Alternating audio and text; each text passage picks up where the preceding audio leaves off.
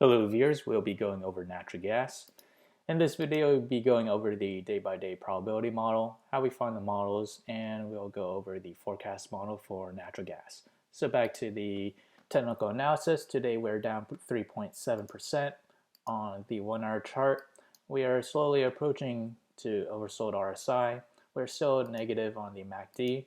As for the 4 hour chart, we are also nearing oversold RSI. We just got to negative MACD, and if we extend out to the daily chart, we may attempt to break another lows that was made back in February 10th, so there's a possibility we may encounter that. Over the week, we saw it fill in the gap in between on January 17, and that gap was filled back in February 20th. So it could be a sign that we may head back to support levels, which is around the price of $1.76. So I'll mark that as our immediate support.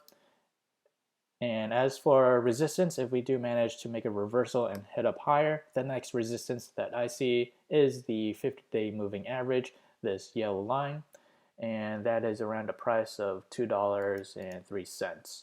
So if we were to move up higher, that price movement is roughly around, I'll say, 11.2%, and to the downside, it is around 3.5% back to previous support. So back to the day-by-day probability model. As the days progresses to the 7th day, we see a slight or better chance that natural gas will climb higher, with a 67% chance of natural gas climbing up between 0 to 9% up. And as for the downside, we see an extreme case where natural gas continues to fall, with a 33% between 9% down and 18% down. So that is the extreme case there. So back to the forecast. Again, this model is now available in the link below, so do check it out. So we have 1 day out, 2 days out, 3 days out, 4 days out, 5 days out, 6 days out, and 7 days out. So which one of these models we should focus on? Ideally, the model that is the best match to the current trend. Right here we have the current trend, and below is the trend that I believe is the best match. This trend dates back to August 12th, 2008 to November 5th, 2008. So let me point out why these two charts are similar. So what we have here in the current trend, we start off at the bottom Bollinger Band, and then we made a slight reversion to the mean back to the middle Bollinger Band. And after touching middle Bollinger Band, we continue to dip as well. So let's just average below the middle Bollinger Band, and then we see one attempt where we touch the upper Bollinger Band right near the very end, and then lastly we see it head back to the middle Bollinger Band once more. So we have those points there, and in the trend in question we start to see a similar pattern as well. Let's just mark all the instances where we touch the middle Bollinger Band first. We have one there, and in the very last end as well.